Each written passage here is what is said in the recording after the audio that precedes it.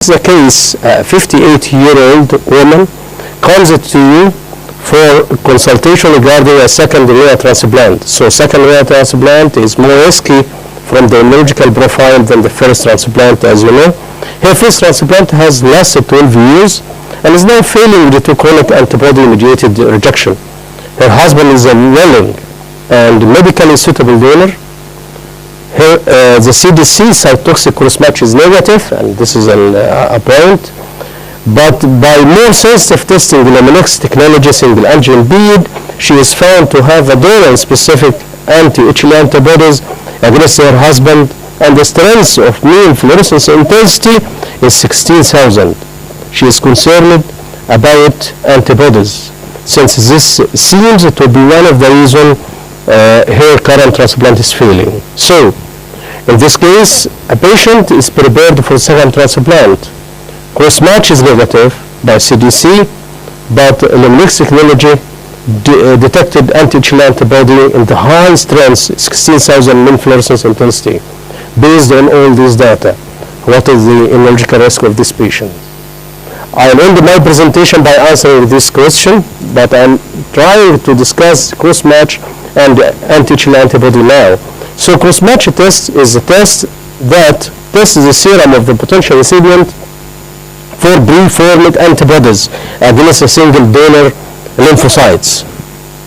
So the first successful renal transplantation was carried out at Brigham and Women's Hospital, Harvard, in 1954 by Professor Joseph Murray, and I'm honored to have this photo with him.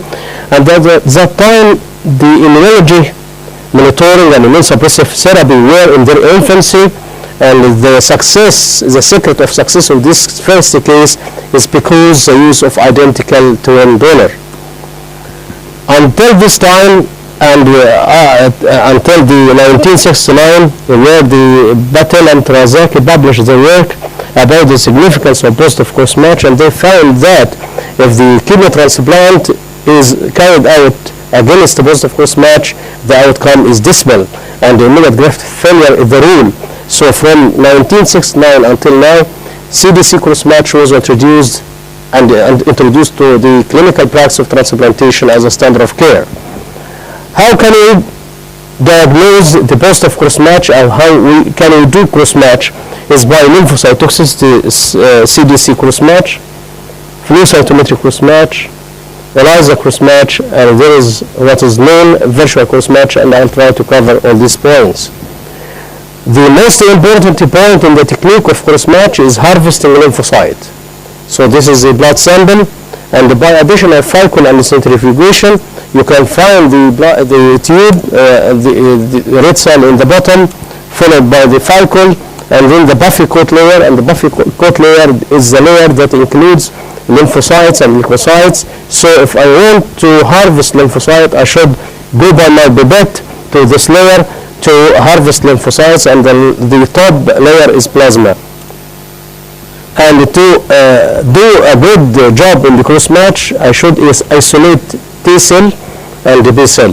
How can we isolate T cell and the B cell from the leukocyte, from the buffy coat? Is by addition, for example, this is the technique done in the Brigham Hospital reference lab. They add to the blood the special beads, and these beads either containing CD8, and this is a marker for T cell, or CD19, which is a mark for B cell. If you apply these beads and put this test tube with the blood inside the magnet, and you pour the excess of the blood, the cells with its beads that is specific for the T cell or B cell will be caught by the test tube and will be adherent to the test tube, and all the excess will be lost when you pour the blood. So by this way, you can harvest T cell or B cell, and after that, you can wash to get rid of non-fixing antibodies in the serum that can hinder the function of the complement, and after that you add complement, incubate, and add a dye. If there is fixing the antibody in the serum, which is donor specific, it will be fixed on the lymphocytes, and the lymphocyte will be destroyed and killed by the complement and take the stain. So in the bottom of this slide, you can find the dead cell, and you can diagnose it with the computer. If there is no antibody that will not be adherent to the lymphocyte, and after adding the complement and the stain, you will find the cell viable because there is no antibody and no function for the complement. So, just to stress on the T cell and the B cell, T cell is a cell that contains class 1 HLA antigen. So class 1 HLA antigen is expressed on T cell. On B cell there is class 1 and class 2. So the positive T cell CDC crossmatch is an absolute contraindication for kidney transplantation. This is the golden statement.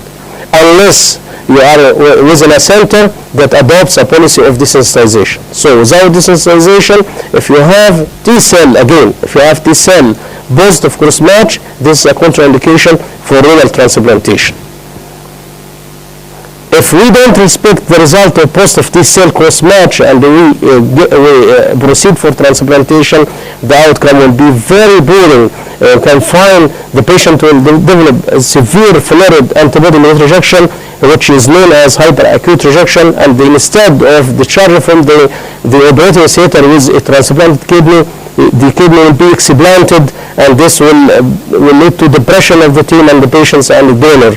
So we shouldn't transplant against the result of CDC crossmatch. How can we read the reaction? The score either 1. If it is 1, this means that the dead cell under microscope is less than 10%, and we consider this as negative crossmatch.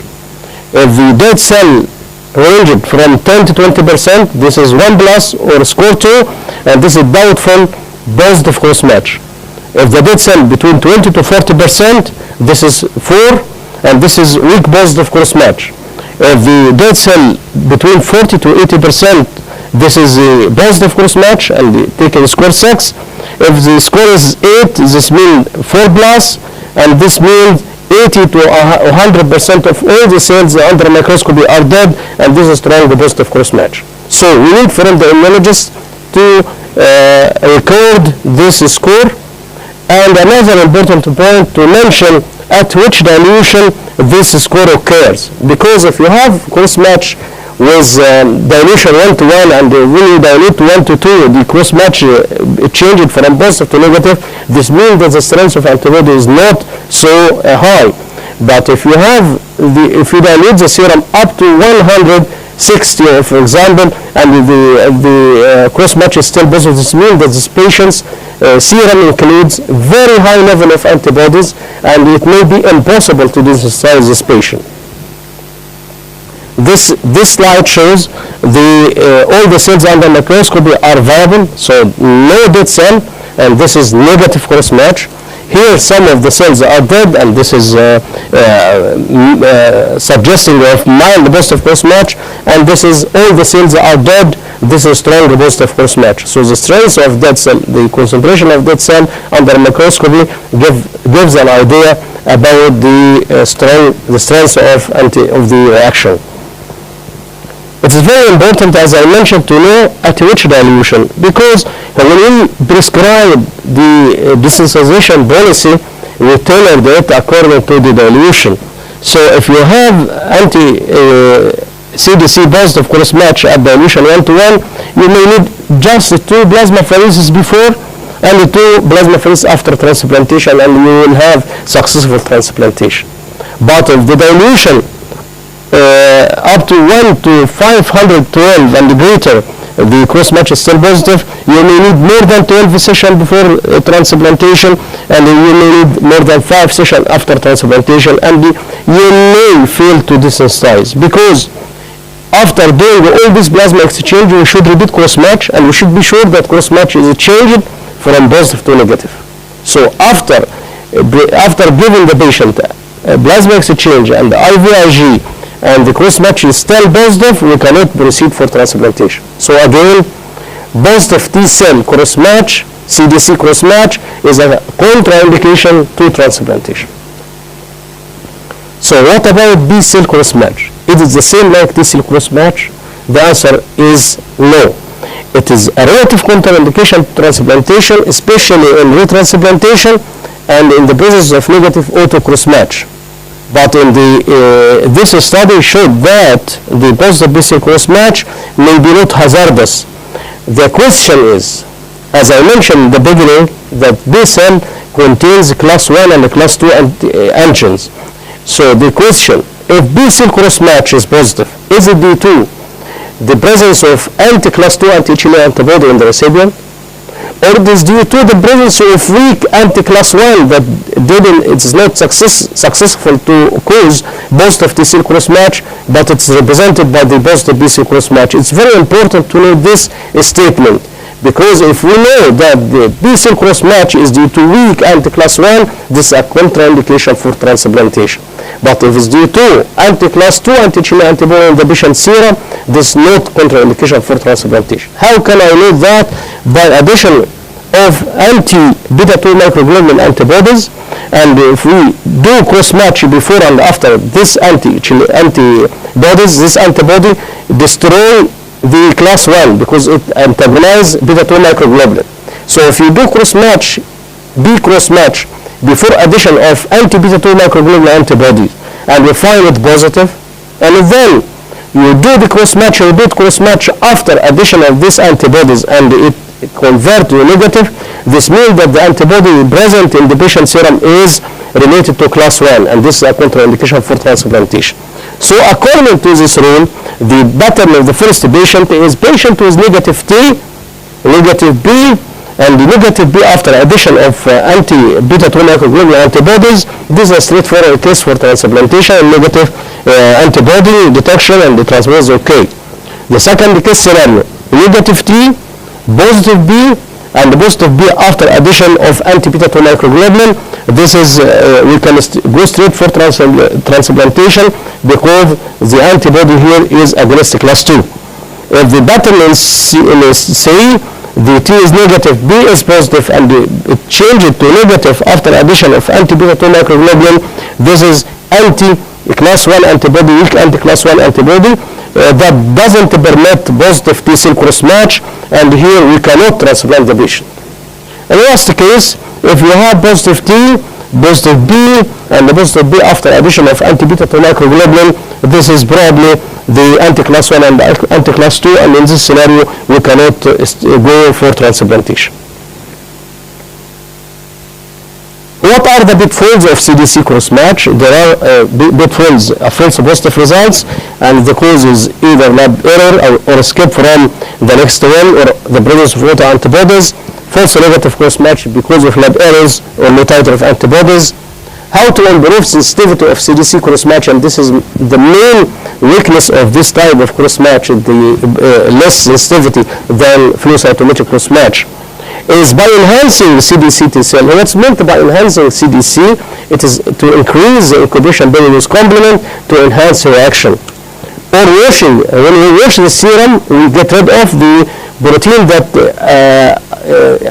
bind to complement and prevents the complement from its action. So this prevents the anti-complementary proteins from giving false negative results. And modified ALIS and modified washing, or the addition of AHG to either CDC T cell cross-match or CDC B cell cross-match, the addition of anti-human globulin will strengthen the reaction and improve the sensitivity, or to avert to the flow cytometric cross-match at the end. So what is the flow cytometric cross-match? Flow cytometric cross-match is performed by incubation of patient serum with donor lymphocytes that are then stained with fluorochrom conjugated secondary antibody, anti-IgG, and the antibody is detected and measured by surface fluorescence of the lymphocytes independent of complement fixation. So the difference between CDC cross-match and flow cytometric cross-match is CDC is complement fixing antibodies. You are sure of that, and when you find it positive T cell CDC cross-match, this is a strong contraindication for transplantation, as I mentioned before. The second point is flow cytometric cross-match is more sensitive and less specific than CDC cross-match. So this is the point. So the idea is when you apply the laser for the lymphocyte and there is no antibodies, as you see in this screen, you'll find this wave, but if there is antibody, reaction will occur and this wave will be shifted. So the channel shift is the way to diagnose positive flow cytometric cross-match. As you see in this example, this is a normal wave of T cell and B cell, and this is the channel shifted to the other side, and this is a positive flow cytometric cross-match. What's the value of positive flow cytometric cross-match? In some centers, a positive T cell flow cytometric cross-match transplant is contraindication to be transplanted. In other, it identifies a high-risk patient for desensitization therapy or closer monitoring the post-transplantation. Generally, we should respect the result of flow cytometric cross-match, and we should wait in the patients who are prepared for second or third transplantation, or who are dealing with highly sensitized patients. There is a technical problem. If the patient is prepared for transplantation, and because of his hypersensitization, he was treated with rituximab.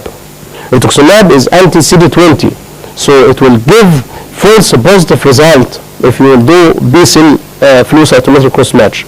How can we get rid of this effect of the rituximab? By addition of the pronase, but we should take care, because a recent paper showed that there is frequent false positive actions in pronase-treated T-cell flow cytometric cross-match. So we should be careful in interpretation of the immunology, and it needs expertise. Regarding ELISA cross-match, it is a special type of cross-match. It depends on isolation of lymphocyte and count of lymphocytes, and the donor cells react with serum of the recipients and cell lysis detected by ELISA. So this is one of the different types of cross-match. So again, cross-match is a matching between the donor lymphocytes and the patient serum. There are many methods to detect the reaction. By the CDC cross-match, and this is a standard of care present in all labs in the region of transplantation. Flow cytometric cross-match is advocated in many centers and prohibited in others, but generally should be done when we are dealing with highly sensitized patients. The third type is ELISA cross-match, and the virtual cross-match, I will give some idea about this type of cross-match at the end of the presentation. This is the second sector of the presentation, is pan-reactive antibody. It is pan-reactive antibody means antibodies against a panel of antigens from multiple donor cells from the population. So, as opposed to the cross-match, there is a specific donor. Here we are working with multiple persons. And this type of reaction, or the value of detecting the anti-Chilean antibodies or the pan-reactive antibodies, is to estimate of the likelihood that they will have antibodies to a donor from that population, and gauges the immunity of the patients. It can be done pre-transplantation to stratify the risk of the patients, and it can be done serially after transplantation, and it can develop de novo from 17 to 27% of the cases. What are the types of antibodies detected? Either anti-class 1 and anti-class 2, and we should differentiate between both of them, as I mentioned later. Antibodies or autoantibodies, and it's very important, especially when we are dealing with the patient with autoimmune disease. The second point, is it donor specific or not, and how can we know donor specificity? Is by knowing the tissue typing of the donor, and then by this way you can know if this type of antibody is for that donor or not. And so how can we differentiate between class 1 and anti-class 2 anti-Chilean antibody? By looking at the reaction with T cell. If T cell is positive, this means class 1. If T cell and B cell is reaction are witnessed, and we find positive T and positive B reaction, this is class 1 and probably class 2 as well. If T cell is negative and the B cell is positive, this means there is anti-class 2 antibodies and probably weak anti-class 1. If negative T cell and negative B cell, this means no class 1 or class 2. If there is positive T and negative B, this is interesting, because you always expect that when T is positive, B should be positive, because class 1 is present here and there. So if you have T positive and B negative, this may refer to non-HLA antibodies. So what are the causes of sensitizations? What are the causes that make the patients to do or to form or to mount antibodies in their sera? This may be due to recurrent delivery from the repeated pregnancies, or blood transfusions, failed grafts to second transplant or third transplant, infections, and even some vaccination can lead to sensitization. What are the importance of antibodies? The antibodies is very important because it gives the immunity, and you can predict the development of antibody-mediated rejection, either acute or chronic antibody-mediated rejection, or even if we don't respect the result of the cell cross-match, we may have hyperacute rejection. How to improve the sensitivity of binary active antibody detection is by improving the technique of complement-dependent lymphocyte toxicity by adding the HG, as I mentioned in cross-match, and using flow cytometry PRA detection methods, or using the new methods depending on the coated HLA antigen-coated synthetic fluids, which is principal in the next technology. If you look to this slide, this is a typical tray including 50 wells. Inside each well there is lymphocyte for different members. If you add the patient serum to all these wells and you find new lysis, all the cells are viable. This means the anti-HLA antibody is 0. If you add the patient serum and you will find the 5 wells, in 5 wells there is cell death, this means that 5 out of 50, this means 10% of the cell are dead, so PRA here is 10%. If all the cells are dead, this means 100%, so this is the way how we can see the percentage of PRA by using CDC technology. The lab screen depends on no lymphocytes in the lab screen in the Luminex. It depends on the presence of beads, and above the beads there is verified HLA antigen. And by adding the serum of the patient and the presence of the 5-cholesterol conjugated antibody, with the use of the laser, we can know the positive reaction or negative reaction. So it increases sensitivity and specificity of detection of anti-HLA antibody, detection of the cross-reactive antibody, determine the immunological risk, and it invites us for careful cross-matching. Because if I have a negative CDC cross-match, and when I do the next technology, I find high mean fluorescence intensity of certain donor-specific anti-HLA antibody, I should review myself regarding the technical aspects of cross-match. And higher priority and organ allocation as well. There are 2 ways to do Luminex, either to do lab pre-screen, and this pre-screen is rough and give idea for class 1 or class 2, and just saying there is anti-HLA against the class 1 or anti-HLA antibody against the class 2. That's it. And when you find the lab screen, pre-screen is positive, you can then repeat by using a single antigen assay. And at the end, this will be cost benefit because it decreases the cost of the test. And this is a statement of Professor Melford, who was the director of this center. So if you look, this is a result from the Luminex. If you find here, this is the fluorescence intensity, and if we consider the cutoff point 1,000, any antibody above 1,000, it is considered positive, and then we can, in this example, there is class 1 specificity, anti-E25, anti-2826, and anti-against E32. If the donor includes all these specificity, this will be donor-specific antibody. It's important to detect anti-HLA antibody because, as I mentioned in the lecture of the antibody-mediated rejection, in the evolution of antibody-mediated rejection, there is an early phase that will find anti-HLA antibody and no morphological. If you do biopsy, you'll find nothing. So it is an early marker for antibody-mediated rejection. If we are dealing with highly sensitized patients or a patient at risk of antibody-mediated rejection, we should scrutinize this patient by following him serially with Luminex to detect the presence of anti-HLA antibody, because this is a way to change the roadmap of the antibody-mediated rejection.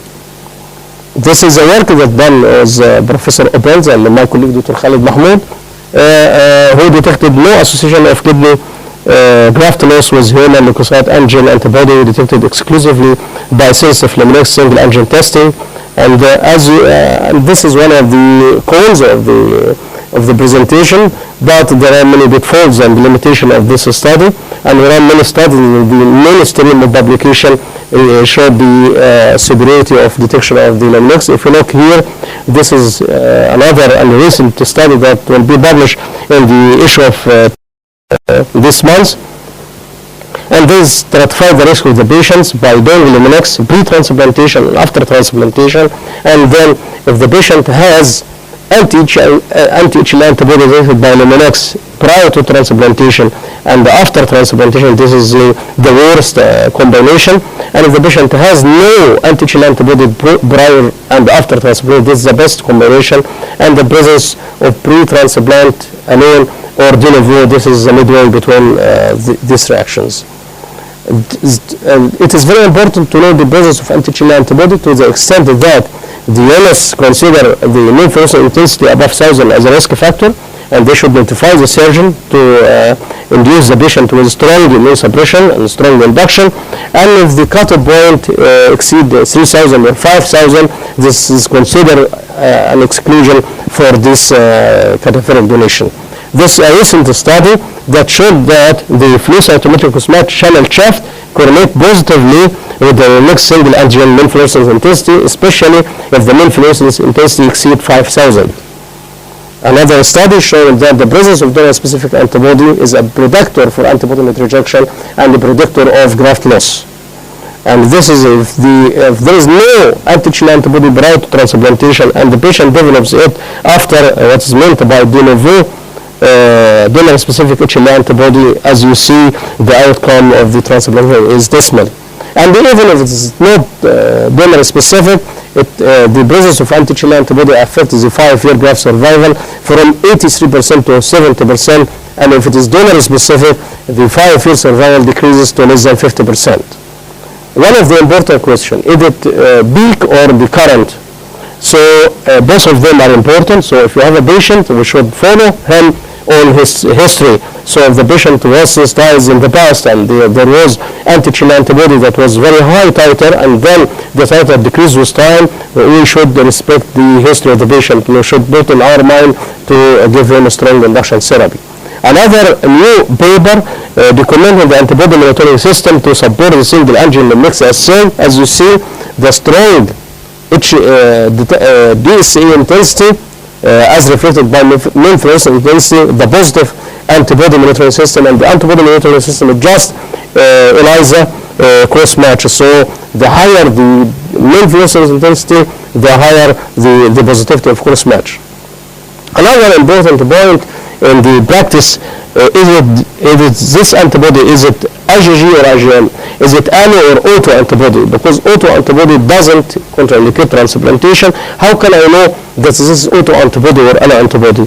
Is by doing the two steps. The first step is doing auto cross-match.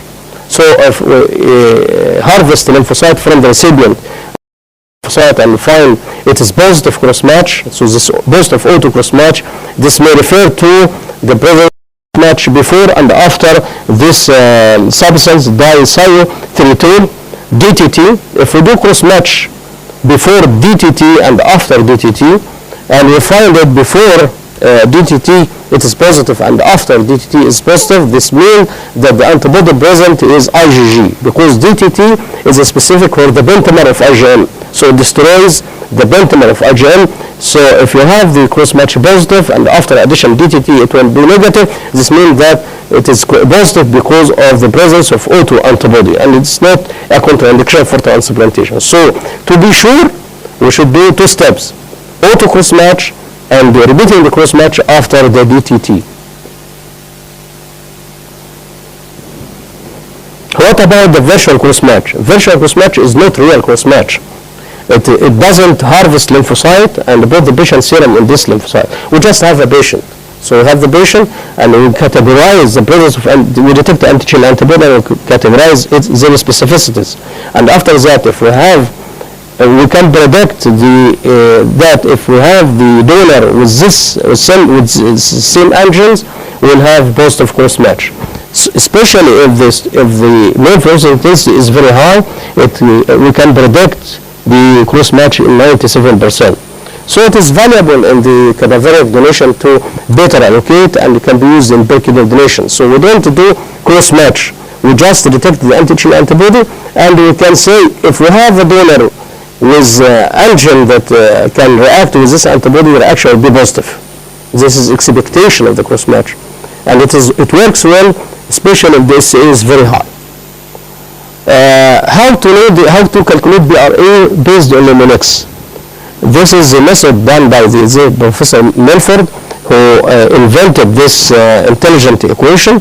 Suppose that you have here, if you look to this computer, and this is the data from 5,000 patients from North America. Suppose that you have a patient with anti-HLA against class 1 against A2. You just write A2 and just click enter here in this Excel sheet, and you'll find 48% of the all population in North America have A2. So merely the presence of anti-HLA antibody against A2, this means that this recipient will not find 48% of the population will not be suitable for this recipient. Suppose you have A2 and R7. For example, if you look just this scenario, if the patient has both of them, the calculated PRA is 61%. So by this way, I want to emphasize that although on the Luminex beads there is purified HLA antigen, but the intensity or the weight of HLA antigen is different from each other.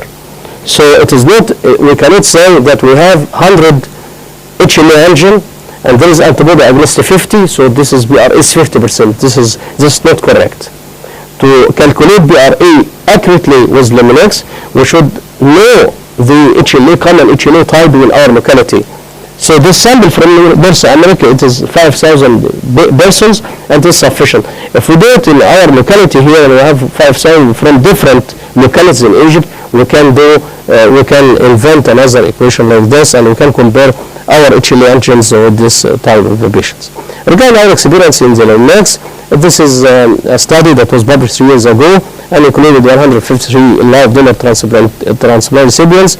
All of them had repeated negative CDC cross-match prior to transplantation. Sera were retrospectively evaluated for the presence of anti-HLA antibodies and their donor specificity with the use of Luminex technology. All recipients followed for years, and the 49 patients showed the positive anti-HLA antibody, 1/3 donor-specific and 2/3 donor-specific. And this is the characteristics. There was no difference in the demographic characteristics between all groups. What I want to say, the presence of donor-specific antibody carries a risk for humoral acute antibody rejection in the first week after transplantation.